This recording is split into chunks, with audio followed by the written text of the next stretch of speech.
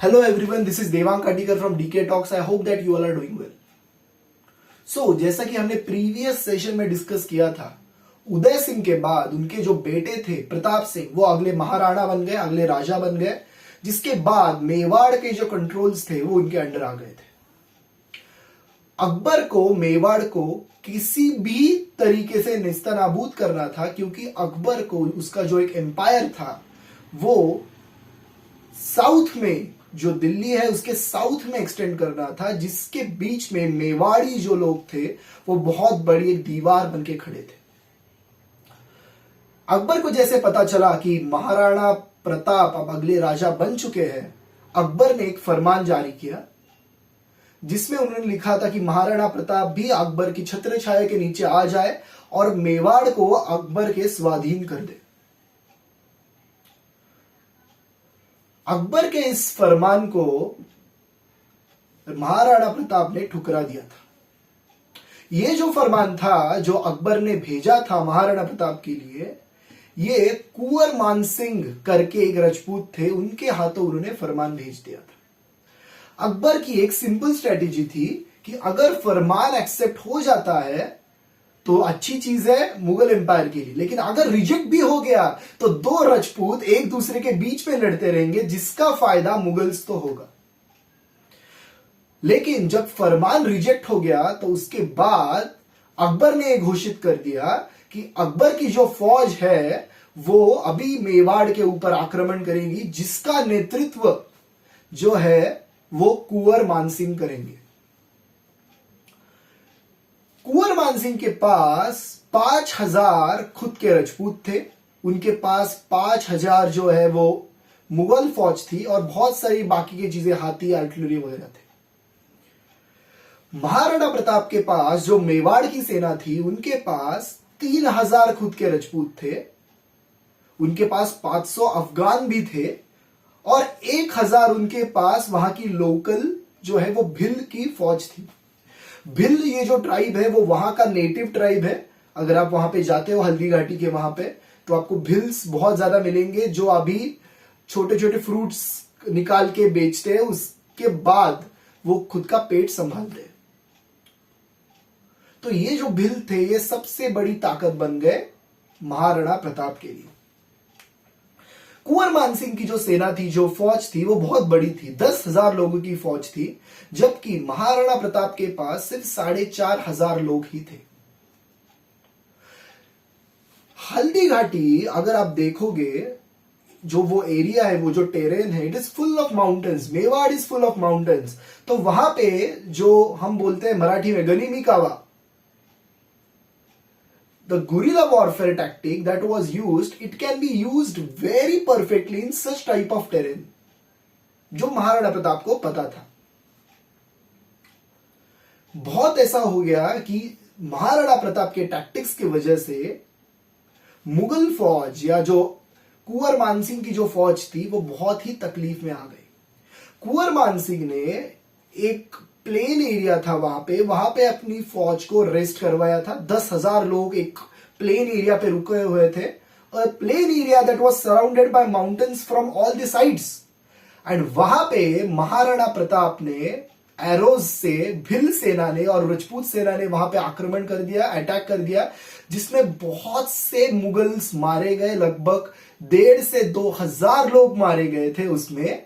जिसके बाद वो जो जगह थी वहां पे खून की नदियां बहना चालू हो गई, वहां पे खून का एक लेक बन गया, जिसको वहां पे रक्त तलाई करके बोलते हैं। Rakt Talai is a lake of blood. चारों तरफ अगर माउंटेन से, तो जो खून है वो एक जगह पे इकट्ठा हो जाएगा, तो उसको रक्त तलाई करके बोलते हैं। वहां पे बहुत सारे मुगल्स मारे गए थे एक रात में। जब ऐसा इंसिडेंस हो गया तो कुंवर मान सिंह को पता चला कि यहां पे रुक के कोई फायदा नहीं है, अटैक तो होता रहेगा गुरिल्ला वॉरफेयर से, हमें अटैक करना पड़ेगा। और जो कुंवर मान सिंह ने किया, कुंवर मान सिंह की सेना और महाराणा प्रताप की सेना एक जगह पे आमने सामने आ गई, जिसे हम हल्दी घाटी कहते हैं। हल्दी घाटी कहते हैं क्योंकि वहां की जो मिट्टी है हल्दी घाटी की, वो हल्दी के कलर की है, येलो कलर की है। इसलिए वहां पे लोग उसे हल्दी घाटी बोलते हैं। इस हल्दी घाटी को अगर आप देखें तो एक छोटी सी घाटी है जिसमें दो हाथी भी साइड बाय साइड आगे नहीं जा सकते, इतनी छोटी वो घाटी है। तो हाथी जो थे दोनों साइड्स में, उनको तो बाजू ही रखना पड़ रहा था, क्योंकि एक छोटी सी घाटी में सिर्फ एक ही हाथी बैठ सकता है। दूसरा हाथी अगर आ जाए तो बैठने के लिए, खड़े होने के लिए जगह नहीं है। It's a very narrow area. उस हल्दी घाटी में ये दो सेनाएं आमने सामने आ गई। महाराणा प्रताप को यह पता था कि उनकी सेना कम है, लेकिन गुरिल्ला वॉरफेयर के ऊपर उनका बहुत तगड़ा भरोसा था। जैसे ही युद्ध चालू हो गया, महाराणा प्रताप की ओर से बहुत हेवी अटैक आ गया, जिसके वजह से मुगल्स पीछे हटना चालू हो गए। कुंवर मान सिंह ने एक तकनीक यूज की। उन्होंने जो एक बैक एंड फॉलो टेक्निक है, बैक एंड फॉलो इसे बोलते हैं हम, बैक एंड फॉलो टेक्निक का यूज किया। इसका मतलब क्या है कि जो आगे है लोग, और अगर वो आगे वाले लोग इंजर हो जाए तो उनके पीछे और एक टुकड़ी खड़ी रहेगी सेम सोल्जर्स की। अगला बंदा अगर इंजर हो जाए तो उसे पीछे लाया जाएगा, जो पीछे वाला बंदा है वो आगे आ जाएगा। अगर अगला बंदा फिर से इंजर हो गया, जो पीछे इंजर था वापस से हील हो जाएगा 15-20 मिनट में, और वो वापस से आगे आ जाएगा। ऐसी लीड एंड फॉलो टेक्निक से वो आगे आगे बढ़ रहे थे। कुंवर मान सिंह की सेना जो थी, जो मुगल सेना थी, अगर आप गौर करें इस टेक्निक को, तो मैं अगर सामने वाले बंदे को मार रहा हूं तो उसको रिप्लेस करने के लिए कोई झट से आगे आ जाता है। 10,000 लोगों की सेना थी, जिसकी वजह से यह हो पा रहा था।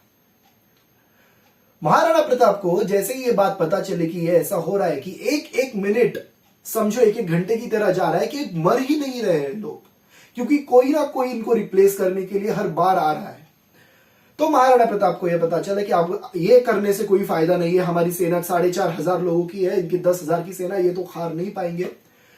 तो महाराणा प्रताप खुद घुस गए, चेतक के ऊपर बैठे। चेतक जो उनका घोड़ा था, हाथ में भाला लिए हुए 60 या 70 राजपूतों के साथ उन्होंने कुंवर मानसिंह का जो हाथी था, मेन हाथी, उसके ऊपर अटैक कर दिया।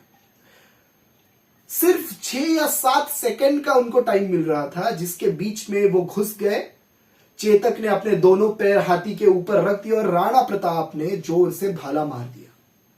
ये जो इमेज है, चेतक ने हाथी के ऊपर पैर रखे हुए और राणा प्रताप भाला मार रहे हैं, आपको बहुत सारे पिक्चर्स में महाराणा प्रताप के दिख जाएगा, क्योंकि ये एक एपिक पिक्चर है जो सब जगह पे दिखता है।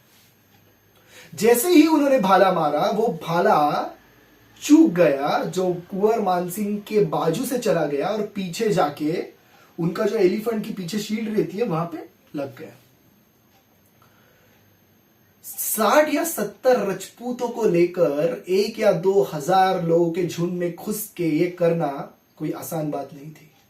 लेकिन जब वार चूक गया तो राजपूतों ने, जो मुगल्स के बाद थे बाजू, उन राजपूतों ने महाराणा प्रताप को घेर लिया। जिसके बाद ये कहते हैं कि चेतक ने बहुत ही अच्छा शौर्य दिखाते हुए दौड़ लगाई। इस दौड़ में चेतक का एक पैर भी कट गया था, अगला जो लेफ्ट पैर था अगला, वो कट गया था चेतक का। फिर भी चेतक ने जो दौड़ लगाई, और उसके बाद हल्दी घाटी के बीच में एक दरिया था, उस दरिया को पार करते हुए वो दूसरे साइड पे उन्होंने छलांग लगा दी चेतक ने। और जिसके बाद वो मुगल्स के जो घोड़े थे वो नहीं कर पाए, सिर्फ चेतक ही कर पाया। और वहां पे जाके एक नदी के बाजू में चेतक ने अपना जो दम है वो तोड़ दिया। वहां पे चेतक की मौत हो गई, जहां पे उनकी समाधि अभी भी है। हल्दी घाटी के बाजू में उनकी समाधि है चेतक की, अगर आप जाके वहां पे देख सकते हो। लेकिन महाराणा प्रताप यहां पे रुके नहीं। अगले कई साल, 12 या 13 साल वो मुगलों से लड़ते रहे। उन्होंने बहुत ही बड़ा बैटल बिल्डअप किया मुगल्स के खिलाफ। लेकिन मुगल्स की ताकत चित्तौड़, मेवाड़ और मारवाड़ जीतने के बाद इतनी बड़ी हो चुकी थी कि तब अकबर को रोकना आसान नहीं था। उसके बाद अकबर ने बहुत सारे जो छोटे रिफॉर्म्स है वो लाए, जिसमें उन्होंने बहुत सारे social reforms as well as economic reforms भी लाए। अकबर ने सती है वो उसको बैन कर दिया, चाइल्ड मैरिजेस को बैन कर दिया। उन्होंने जो जिजिया करके एक टैक्स था जो हिंदूज के ऊपर वसूल किया जाता था, कि अगर आप नॉन मुस्लिम है तो आपके ऊपर ज्यादा टैक्स लगाएंगे हम, जिजिया करके। This was basically just to make a Hindu person convert into Muslim, कि हम जिजिया लगाएंगे तो इसके वजह से तो आप कन्वर्ट हो जाओ मुस्लिम्स में, तो आपको जिजिया नहीं लगेगा, एक्स्ट्रा टैक्स आपको नहीं भरना पड़ेगा। ये अकबर ने अबॉलिश कर दिया था। बहुत सारे सोशल रिफॉर्म्स ये थे। और इकोनॉमिक रिफॉर्म्स अगर आप बात करें तो अकबर के वक्त के दौरान मुगल एम्पायर ने इतनी प्रॉस्पेरिटी कभी देखी नहीं थी। अकबर के बाद उनके जो बेटे थे जहांगीर, वो अगले मुगल बादशाह बन गए। जहांगीर के बाद शाहजहां मुगल बादशाह बन गए।